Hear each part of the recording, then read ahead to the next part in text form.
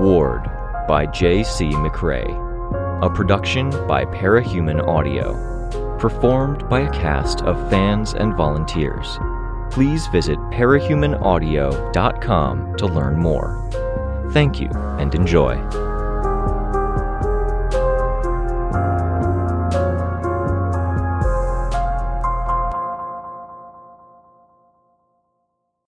Eclipse, Chapter 4. She regretted sleeping. There were businessmen and entertainers who could be up for 72 hours without sleeping, and she was pretty sure she understood why. She chased that. She liked to think of it as hibernating and storing energy for the days she needed to do more. Sleeping was dangerous when every second counted. Sleeping was a soft reset, and when things were working, a reset was the last thing she wanted. But the body had its demands, and as she felt the aches and pains of the skirmish the night prior, a skirmish where she hadn't even touched anyone, she had rationalized that she needed to rest to let her body repair itself. She didn't even remember the act of lying down. Damsel didn't feel any less sharp than she had the day before, but her mood felt like it rested at a different angle. She still had momentum. She had the ability to do this if she could keep her power under control, but her thoughts kept looping back on themselves. Not second-guessing. No, she was confident. She was also very aware of how any one person, situation, or even bad luck could pull the rug out from under her. Very, very aware. The others were standing around their car. Stocky brick buildings lined the street, and a path between two buildings led to a narrow strip of grass and sidewalk at the edge of a little river. She couldn't stand still, so she walked around the block, traveling the line of the river. She paid attention to rooftops, and to the residential buildings with signs of being lived in. Sleep was dangerous because she couldn't know what it would take away. She had rolled the dice, and she counted herself lucky that she had woken up ready to safeguard her accomplishments. She had minions, and she had an objective. Her triumphs from the night prior were stacking up with other recent wins. Evading the PRT, dodging the cops at the station, an intimidating show as she revealed her cape self to the local teens. They weren't important. She hadn't even bothered to remember their names or which one it had been that had invited her to dinner. The show had been the important thing. Damsel knew she needed to eliminate someone important to make room for herself to step into the scene. She didn't want a big neighborhood. Not to start. The brothers were sounding like they wanted to cooperate with the Clockwork Dogs. That took them out of the picture. The four might go elsewhere. There were people in other areas, but she wanted Deathchester. That left two opponents, and they were in the area to look into one of them. A little wooden bridge with railings that looked like they were made entirely of rust gave the residents of these row houses and blocky apartments a way to get past the river and approach the water. Damsel approached the bridge and stood up on the middle bar of the railing, the top bar pressing into her shins. With the higher vantage point, she could see a man by the water. He wore a costume that was predominantly an armor of interwoven branches in a Celtic knot pattern. Black and green cloth beneath covered most of the rest of him, with what might have been hints of black skin visible at the back of his neck, and between where his sleeve stopped and his woven branch gauntlet began. He had his back to her, reaching up to trees and gathering leafless branches, or stooping down to pick things up off the ground. Now and then, he put a branch into a gap in his armor, so it stuck up and away. Some still had dry leaves on them. One of Blaststrom's capes. She turned away. Even the simple act of pulling her hood down was something she had to calculate. It required use of her hands, which meant she had to calculate the risk against the reward. What was the chance she was seen and her white hair was recognized? Adjusting her hood to hide her hair and face reduced that chance, but it introduced the chance her power would activate. What would happen if she accidentally used her power? People would notice the sound, and she could find herself in a fight. If it came to that, she could deal with him. Destroy the bridge if he was slow. It would force him to jump over. If he was faster, she could go to the building. If she could make enough noise and cause enough damage while getting away, it would draw the attention of the heroes. That, in turn, would make the Blast Germ group's life harder. She adjusted her hood, tense, and tucked her hair behind her ear. The villain with the wooden armor continued to gather branches, stopping to pick up a dandelion, placing it in the pile. Jay had arrived in the time it had taken her to walk around the block of buildings. Bar's friends, and Angel were already there. Angel's brother was absent. Jay had brought food, breakfast sandwiches and coffees. "Help yourself," Jay said. Eating was risky, like sleeping was risky. Eating was supposed to be a social thing, but for her, it was a gamble, with the odds badly tilted against her. A loss meant embarrassment. A win meant normal. "Why?" Damsel asked, instead of taking the offer. "Why this? What's your angle?" "Angle?" Jay asked. "Not everyone and everything has an angle," Angel said. Naive girl. Still, naivety was something Damsel could live with, if Angel remained competent elsewhere. Damsel ignored the statement and stared at Jay, waiting for his answer. Jay gave. "You're paying me, hopefully. They'll probably have my back if we end up doing something risky." "Yeah," Damsel said. It made sense. She could even respect it. Looking around, she asked, "See anyone or anything on your way in?" "Sorry, I wasn't looking." "Look next time," she said. "This entire city is enemy territory. Everything matters." "Yes, ma'am," Jay said. She turned her gaze toward him. There wasn't any hint of sarcasm or irony in the ma'am. The others looked serious. For now, at least, she had their respect. There'd be the one who questioned her. There always was in the movies and television shows. It was human nature to push against authority. It stood to reason, then, that someone in the group was harboring seditious thoughts. She would have to make an example of them the moment they revealed themselves. For now, she would work with her new subordinates. "One of Blast Germ's capes is on the other side of the building. There will be more," Damsel said. "Are we expecting anyone else from last night to show up?" "No," Bar said. "I could call others if you want." Damsel shook her head. "Let's get in the cars." Bar had one car, and Jay had another. Damsel got into the passenger seat of Bar's car, and he started it up. Angel and one of his friends were in the back seat. They made it a block before they saw more. A woman, tall and slender, had pointed ears and black hair that was ankle-length even when braided. Her mask was a rounded plane with grooves etched into it, black beady eyes built in. Her costume was a skin-tight suit with lines on it in the same pattern as the grooves, running vertically and crossing into flourishes at the top and bottom. She had two other capes with her, a man in a skin-tight top and heavy pants with the pillar that he rested one hand on. His weapon. Rotten Apple was with them, talking or telling them something. On a rooftop nearby, a cape with a green hood covering their head, stylized horns protruding, had wings or a cape that draped around them in a loose spiral or wrap, sufficient to cover 10 people. Blast Germ hadn't been lying. They'd put out a call, and they had more capes actively guarding or patrolling in their general territory than a lot of teams had in their whole roster. Angel whistled, long and low. "No need to whistle. This is nothing," Damsel said. People were hanging around in the general vicinity of the capes. It wasn't a lot, one here, one there. But they were entirely too comfortable with the presence of villains to not be affiliated with them. Not soldiers at a glance, but people who ran errands and handled things beyond fighting, like Jay seemed to want to do for her faction. "Blast Germ was always small," Angel said. "Dealers you heard about in the news once a year. Sometimes it'd just be Blasto or just Poison Apple." "Poison Apple?" "Or Rotten Apple. She changes it around sometimes."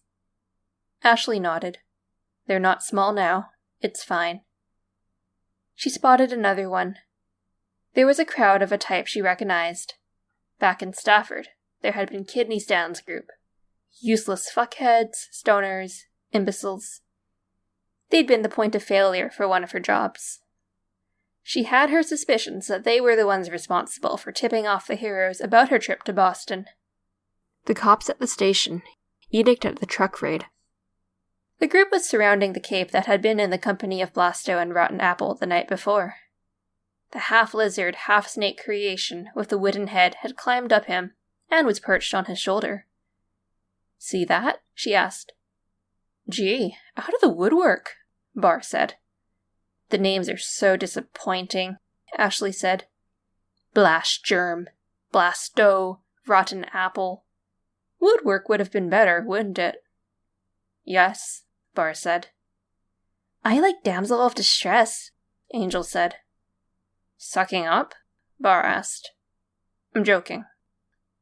Jokes? Ashley wondered. Where did she draw the line in a subordinate testing her limits of authority? "No, I like the name is all," Angel said. "That's because you have good taste," Ashley said. "Clockwork dogs. Why not the cogs of war?"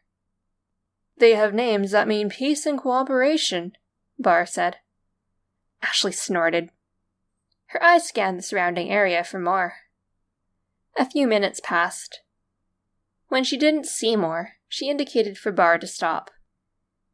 The other car caught up with them as they climbed out of the vehicle. Ashley paced a little, thinking. She was annoyed. They were so small, and all they had to do was send a message online to get that many people? How was that right or fair? "That's a lot," one of Bar's friends said. "Too much?"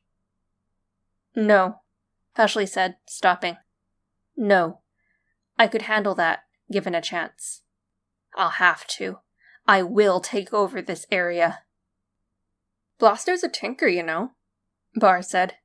"He's working on something big. He keeps pulling in resources." "You hear about that sort of thing," Jay said. "Tinker keeps a low profile for a while, keeping busy, and then they do something big. Building penthouse folds away to reveal the death laser with city-wide range." "The building-mounted death laser only ever happened one time," Bar said. Jay snickered. Ashley wasn't laughing. "Talk to me about Détente's group. He's established." "Newly," Bar said. "He and Accord have a bunch of people with powers. They've put up a good showing. Smart, efficient, rich." "Where is he from?" Bar shrugged. "They come out of nowhere and they're this prepared. They have this much money to throw around?" "That's them having mastermind powers, maybe," Bar said. "They're strong?" Bar shrugged. "They're small fish," Jay said. "Nobody's a small fish when they have powers," Damsel said. "Everyone's a threat. Everyone has to be dealt with." "Sure," Bar said. "What about Digger, the biker?" "Less of a good showing." "The Four?" "They're around. They haven't done much," Bar said. "They were active in New York for a bit," Angel said. "They're freaky." "I'm scary too," Ashley said. "I'm not worried." "If they didn't have any powers at all, I'd be scared of them," Angel said. "They're into bioweapons. Their mindset is to poison everyone and have their guys recover faster. They use healing powers and equipment to reduce the damage to their side." Jay spoke up. "They're weirdly popular. I think it's the style. There are galleries of art online with them surrounded by their colorful plague clouds." The idea nettled Ashley. It made her want to go right after the Four. It wasn't a good impulse. She shoved it down deep inside her, and she looked in the direction of Blast Germ's claimed neighborhood. Blasto and Rotten Apple. "You have a plan?" Bar asked. "Yeah," she said. "For now, hang around Blast Germ's area. Figure out where they're going and where they hang out. If they're selling anything, figure out where things come from and where things go." "How long?" Bar asked. "Until evening. I don't want to waste time." Bar nodded slowly. "I guess this is where I bring up money, then." Damsel stood up straighter. Her eyes narrowed. "You haven't paid us anything yet. You said you'd pay what Mara was asking for. 2,000 or 5%. This is part of that. This is a full day of our time, Bara said. For promises? I showed you what I can do last night. I'll show you something tonight, and you'll be glad you helped when it comes together. I don't get it, he said. This plan, the long-term goal. You don't need to get it. You need to listen. She made her voice cold. She watched as his expression rotated between 3 different emotions. She couldn't place a name to each emotion, but she could imagine what sort they'd be. Yeah, Bar said. 2,000 or 5% of the take. And a better position when I take power and territory for myself. Bar's eyes moved as he seemed to engage in some mental calculations. Yeah, okay, fine, we'll go take a look around. He signaled his friends. Damsel thought about making an example of him. She couldn't be sure if he was leaving and not coming back, or if he was going through the motions while putting little effort in. She looked at the 2 who remained, Jay and Angel. Are you going to run too? She asked. You'll regret it later. I'm not going to run, Angel said. She rubbed the back of her neck. I'm not good at anything except punching people and being punched. I heard we can hang around the beach or the fighting pit at the south end, and sometimes people will round up helping hands for work. I'll put on a stupid costume and be a henchman if it pays. No need for a stupid costume, Damsel said. She reconsidered. Maybe a costume later on, but it won't be stupid. I don't do stupid. Angel shrugged. I'll do this 'cause I don't lose anything. I can learn stuff, seeing how they operate. You'll need me for a job later. I'll do that too. You'll be rewarded, Ashley said. She smiled. Go. We meet at the same place as this morning. I'll pick you up if you want, Jay told Angel. Angel smiled at him. Sure, but I'll walk in, Angel said. We'll cover more ground if we stay separated. Good, Damsel said. Angel walked away. Jay remained, walking around his car. He held out the remaining sandwich for her. She took it. This needs to count, he said. Even for Angel, and Angel has low expectations. How it counts is my business, not yours, she said. Jay nodded. Sure. It will count. Loyalty will be rewarded, she said. I think I understand what Angel wants. She makes sense to me. Jay nodded. I've seen her around. She's cool. Just don't make her mad. I don't intend to. I think I know what will speak to Bar's type. To others. Money. Jay nodded. What do you want? She asked. Money, he said, without hesitation. She met his eyes, studying him. Brown eyes, a face covered in freckles, brown hair, and an expression with a measure of determination. Go earn it, then. Gather information. Yes, ma'am. Things threatened to crumble. One partial night's sleep, and people had forgotten her triumph, doubted her power, doubted her. Her own doubts seeped in. It was her against what seemed like a dozen people with powers. This is what I was meant for, she thought. Excitement swelled in her chest as she considered the options, the idea of coming out the other side victorious. Pyrokinetics thrived when there were nearby fires. Capes who could manipulate water could operate at peak efficiency when near a body of water. So it went. She wielded annihilation and chaos. If that was so, then she would do the equivalent of the pyrokinetic setting fire to the building they were in.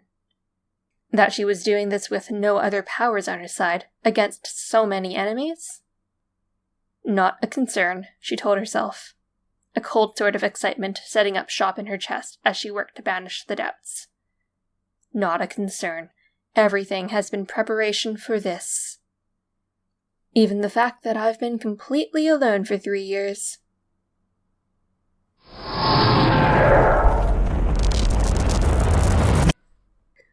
Ashley stretched as she left the court office. The patrol guard cleared his throat. She didn't stop stretching at the throat clearing. The court office was in recess. People stood, stretched, and headed in the direction of the vending machines. "That could have gone better," Tristan said. "Rain got an easier set of proctors." "I didn't expect to get it easy," Ashley said. Kenzie was fidgeting, distressed.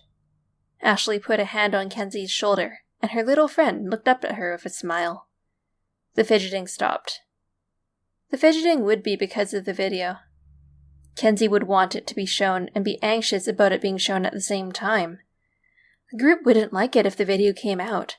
Kenzie would be dreading both the idea of the video coming out and the video not coming out. "I don't think they were being fair," Sveta said. "You weren't uncooperative." "She wasn't," Victoria said. "I'm really hoping they're open to giving us a chance to talk at the end. I want to hammer that in. I had a letter from Gilpatrick, but they haven't mentioned it." Ashley didn't think it was fair either, but she kept it to herself. Going down that line of thinking was the kind of thing that set herself off. Tristan added, "I took my letter for Ashley in after Rain's tribunal. Handed it to the one guy who looks like a mortician. He was pretty dismissive." "Could it have been process? Not wanting to seem biased?" Sveta asked, almost hopefully. "No excuse to be rude," Tristan said. "Maybe he didn't like your face," Chris said. "Then they have no taste," Kenzie said. "I think Tristan and Byron have very nice faces." "I'm really not sure how to take that," Tristan said. "Is there a process if this tribunal doesn't handle things appropriately?" Sveta asked. "Higher court we can go to?" "No," Victoria said. "The purpose of this is to handle stuff without getting tied up in more complicated procedures, weeding out the obvious cases before it gets put in front of the proper court." "There should be some process, some emergency go-to," Sveta said. Ashley felt agitation creep over her. It was fear and conviction with an energy to it, and the anxiety, impulses, and restlessness could in of themselves generate more anxiety, impulse, restlessness, and energy. Left to run rampant, these feelings and experiences that multiplied themselves would grow in ways that formed constructions and ideas, like how a cloud could resemble a face or a dog. Some of the therapy she'd had helped her to recognize it for what it was. Actually dealing with it was the harder thing. "If it's okay," Ashley said, with more force than necessary, aiming the statement at nobody in particular. "I'd rather not talk or think about the tribunal right now." "Sure, sorry," Sveta said. "We can talk about anything you want," Victoria said. "Talk about anything," Ashley said. "The noise of talking would be nice, so long as it isn't about this." "I'm making a camera that takes pictures and video of the past," Kenzie said. "It's only 25 pounds, and I'm slimming it down." There were overlapping responses. People sounded impressed, enthused. "That actually sounds awesome," Chris said. "Kenzie is awesome," Ashley said. "It's about time you caught up with the rest of us, Chris." Kenzie looked up at her, then tipped over, head smacking into Ashley's shoulder. She put her arm behind Ashley's back in a one-armed hug. "There are catches," Kenzie said.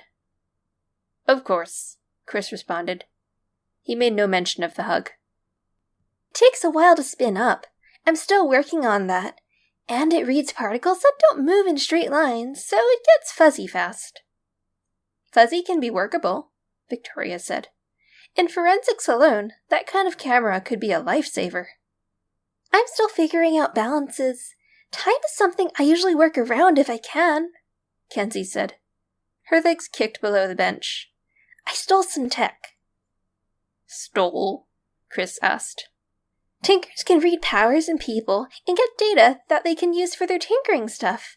A tinker who makes flamethrowers can use my blueprints and figure out how to do some targeting tech. Or, even if it's not powers, I could do deep scans of a thinker, and I could get power data I could use for my cameras. Which is where right now I wish I could talk to a really good precog or postcog and see how their power works." Don't we all? Victoria said. Anyway, Kenzie said, we saw some of this with Snag and the others, remember? The speedrunners, Tristan said. Yeah. Yeah, every tinker is different, so it's not every tinker that does it, but it's most, I think. We all wanted data and inspiration. When I went to pick up my big projector box, I sent some flying cameras in. Which was safe to do since Mama Mothers was gone, right? Ashley imagined that this was the same time Kenzie had collected the image of the landscape where she'd killed Beast of Burden for the falsified video. So I searched around to see if there was anything interesting. Some of the Tinker throwing stars and junk were lying around. I had my camera and grabbed that. Now I'm reverse engineering it. That's great, Ashley said. Except the team's falling apart and I don't have anyone to do those with. You might not be there to see it. I might not, Ashley said. She felt a pang. She didn't want this. Rain did, but for her, it was something she had to do, a necessary evil. But you didn't want to talk about that. I'm sorry, Kenzie said. Ashley shook her head. Victoria took the empty space on the bench beside Ashley. She showed her her phone. It was a picture of Presley, hair dyed an inconsistent color that was more grey-white than pure white. The freckles reminded her of Amy, which would have been a tricky topic to raise. It reminded her of Jay, a memory from a past life. Trickier still to bring up or raise.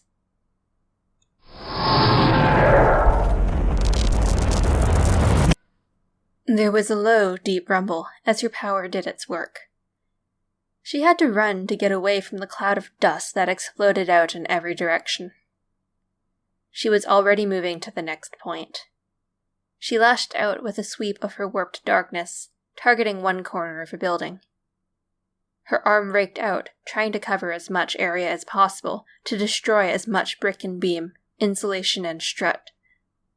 A blast of her power provided the kick to get her clear of the area as the wall came down. She did the same to the other corner of the building. Where bricks were stacked atop one another, they started cascading down in sheets, crashing to the ground. Other things fell down, and the sound of impacts and cracks had a beautiful sound to them, the water magnifying some of the acoustics. Jay's car was a lawn and a sideway away from her, moving at a slow but steady clip as he tried to stay close to her and keep away from the rolling cloud of debris. This was the distraction. They were near the water, not that far from where the bridge and the cape with the Celtic knot wooden armor had been. Her power was taking down segments of old buildings with no lights on. A glance inside had verified that they were empty. Now, she felt the strain in her legs as she ran, catching up with the car. She didn't hop in, but hopped on, standing at the edge and bracing her forearm against the door and the top of the car. Her power flickered, but touched only the air. On impulse, as they passed a large tree, she blasted it. It toppled behind her, and it made a hell of a lot of noise. Jay stepped on the gas. The car peeled out. This would help draw capes away from the center of operations. Others were out there, only some of Barr's group, the ones that had been most curious about what they were doing, and Angel was out there, keeping watch. The trick was to get enough speed that they could circle around and hit the target from the side or behind. Going straight there wouldn't work, because it would mean running headlong into anyone coming to see what was happening. One empty building toppled. Another two, with one exterior wall partially or wholly collapsed. One tree brought down to block a road. They passed through an intersection, and she had the briefest of glimpses of the capes on the next road over. A larger group than she had expected were on their way to investigate. Jay stopped the vehicle. She hopped off, kicking the door closed, then broke into a run. Lights streaked across the sky. That would be phase 2 of the distraction. Damsel had made Angel notify the heroes that Blast Germ were up to no good. At worst, what? She was outnumbered 30-1 instead of 12-1. Past a point, it didn't matter. At best, they were out of position and tied up with outside concerns. Her power blasted the door open. A heavy thud behind her marked the arrival of a cape, a moment after she disappeared inside. A big guy. Not one of the ones she'd seen during the day's patrols. He had a metal helmet and painted skin, and walked with a hunched back. Angel and Jay had independently come to the conclusion that this was Blasto's headquarters. It was where the Capes kept entering and leaving. Those who sold drugs apparently came and went from here as well. Not bright, to shit where one ate, but he might have told himself that he had more than enough powered bodyguards. The big guy was stampeding his way inside. She hit the stairs and she went up. The big guy followed, charging his way after her. Time to burn this building down, she thought. She blasted behind her, and she took out a chunk from the floor of the hallway. The angle meant she was thrown up and back, and it wasn't her usual style. With the usual sort of blast, she could at least try to keep her balance. Here, she toppled and slid on the smooth laminate floor. The big guy, catching up, had to stop to avoid falling in. He gathered himself together on the mostly solid ground, muscles standing out, and he leaped. She wasn't even fully to her feet as she stuck her hands out. A wide area blast, concentrated to get as much of the floor as possible where he was due to land. It gave him less chance of finding some footing, and it kept pieces from raining down on the unsuspecting below. He crashed into the edge of it, and he fell through. She used her power with wanton abandon. Doors, gone. Walls, gone. One blast knocked out the power on her floor. Empty rooms, offices, a room with bunk beds and storage crates. Nothing on this floor. She blasted a hole in the floor and dropped down. The big guy was on the floor below, in the midst of trying to scrabble up to the floor above. He slipped, fell, and spotted her. Her power flared involuntarily, costing her a moment. She tried to make it look intentional by blasting the nearest wall, as if it was a prelude to the full maneuver. The big guy barreled toward her, and she had to find traction amid dust before jumping into the hole she just made. Another hole in the floor made it hard for him to follow her. Walls and doors were nothing. They were a gesture away from being an opening. She used that opening, navigating the floor while the big guy gave chase. Somewhere along the line, he stopped running after her. She cleared the floor, found nothing, and dropped down. On this floor, she could smell the drugs. She followed the smell and found a conference room turned to nefarious purpose. Packaging, plastic bags, and mounds of green leaves were set out. She didn't have to go far to find the office with some of the money. She was careful with her hands as she picked up a stack of bills. Something detonated just to the left of her. A cloud of noxious green gas surrounded her, and she stumbled away. "That's not yours." Rotten apple. Damsel smiled, walking around the room to avoid the expanding cloud of gas. "This was a decent headquarters," Rotten Apple said. A green sphere appeared in her hand, then levitated above it. "Now look at it!" The ceiling in the hallway sagged in tatters. There were holes in quite a few walls, large enough for a person to walk through. The gas was thinning out at its periphery, giving the room a general green haze. A second orb appeared, joining the first one that still orbited Rotten Apple's hand. The costumed woman gripped it, drawing her arm back to throw. Damsel brought her arm around, pointing it at the money. "Do anything, and I obliterate it." "You don't want to do that." "You don't want me to do it either, but I will if I think it weakens your group." Rotten Apple's eyes narrowed. "Sir—" Damsel started, before being interrupted with coughing. The gas. "Surrender," she said, succeeding on the second attempt at speaking. "Believe me, you don't want me to keep going. You might have an army, but they'll have to get here first, and they'll need to watch their footing. I can bring this whole building down, and I'm betting I can be the one that survives if we're both inside when I do it."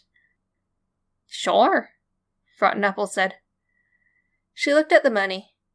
She flicked the ball, and it flew through a hole in the wall to explode in another room.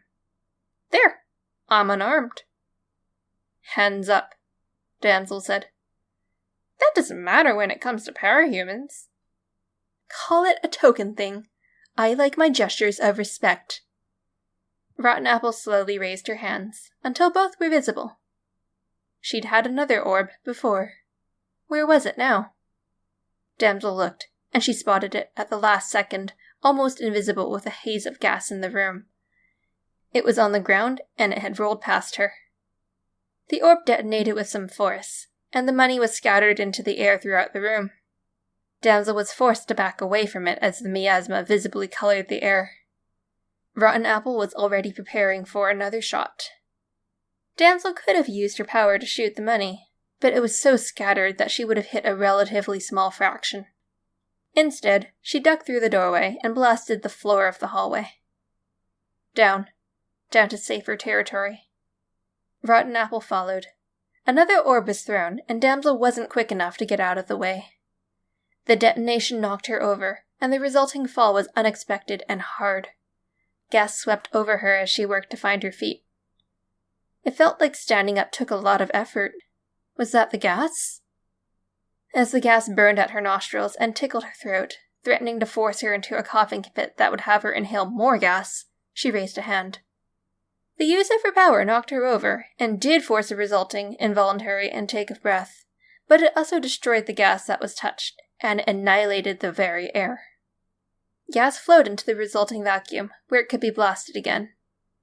It didn't eliminate everything, but it thinned the gas, and it gave her a way to hold things off until she could find her feet properly again. She saw Rotten Apple lob another sphere, and blasted, hoping to get the gas before it could expand too far. Instead, the power connected with the sphere.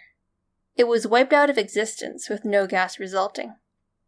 Damsel made her way down to the floor below, putting another hole in the ground and jumping through before Rotten Apple could do anything.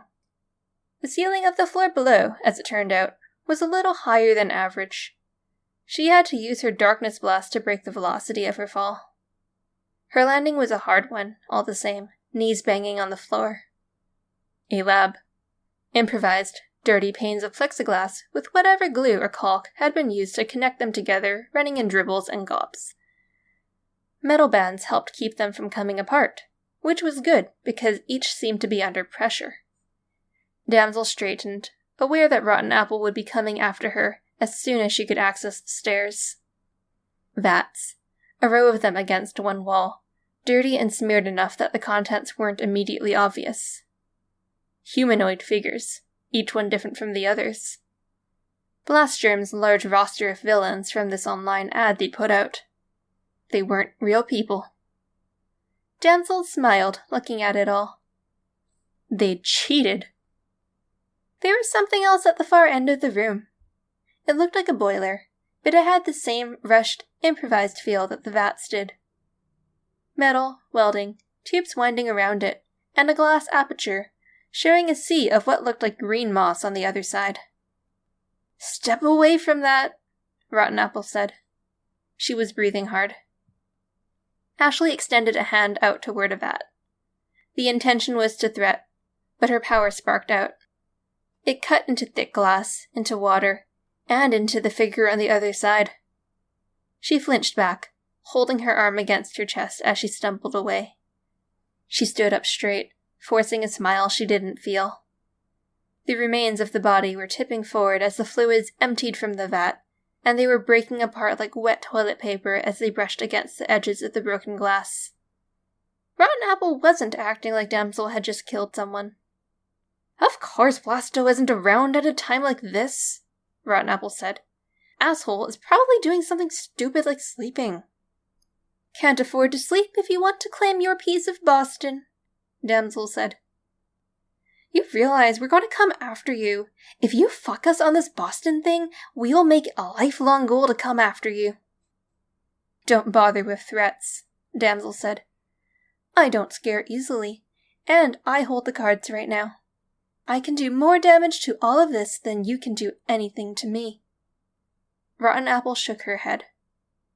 "The soldiers we sent out are due back soon. Blasto could wake up any time, and he could wake these guys up." "Or," Damsel said, "you could give me a share of that room for the money, along with a pledge that you won't take Deathchester, and I'll keep silent about what you're doing with these legions of false capes that are joining you.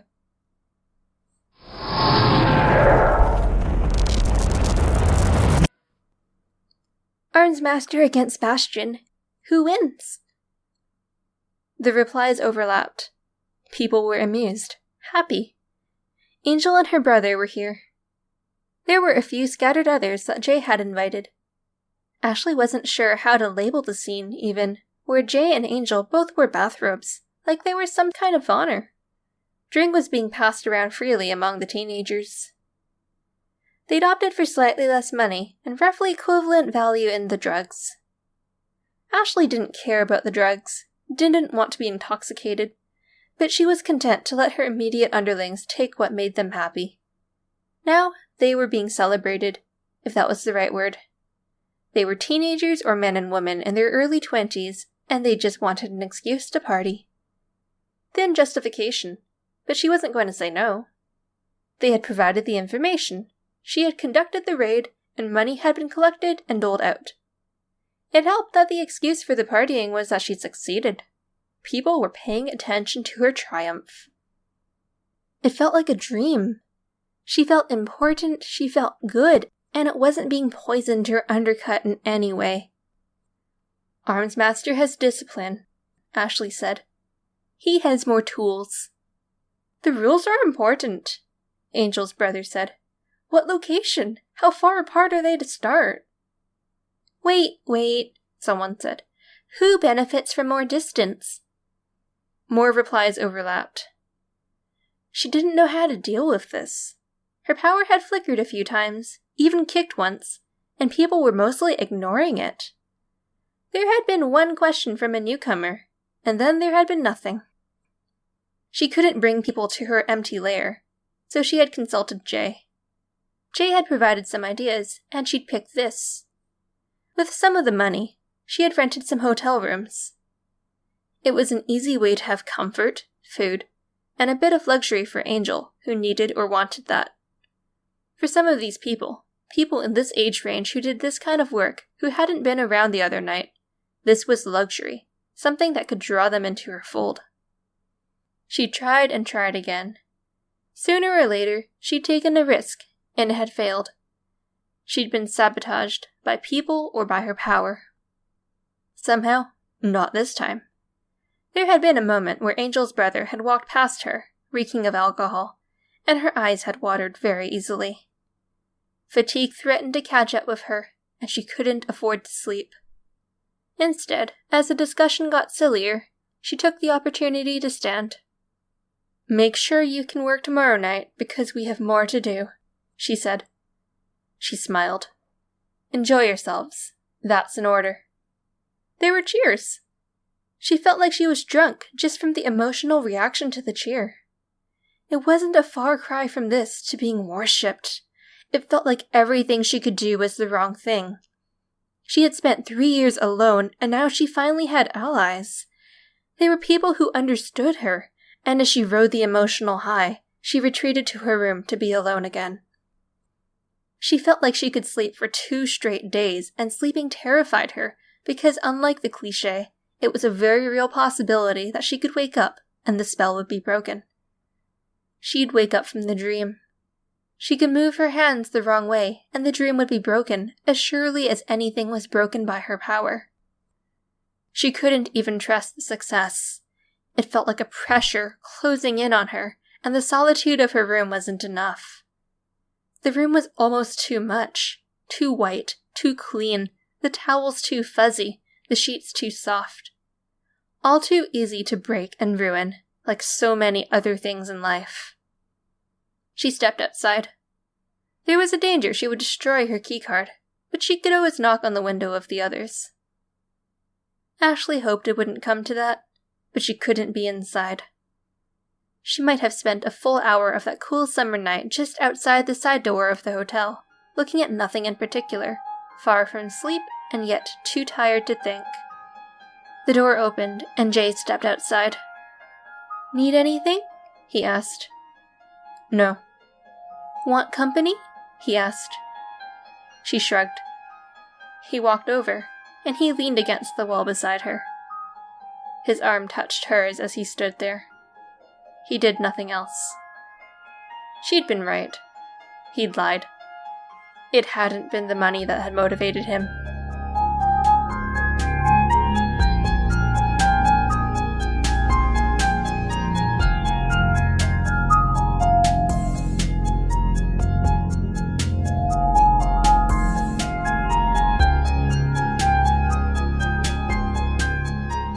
This was a production of Ward by Parahuman Audio.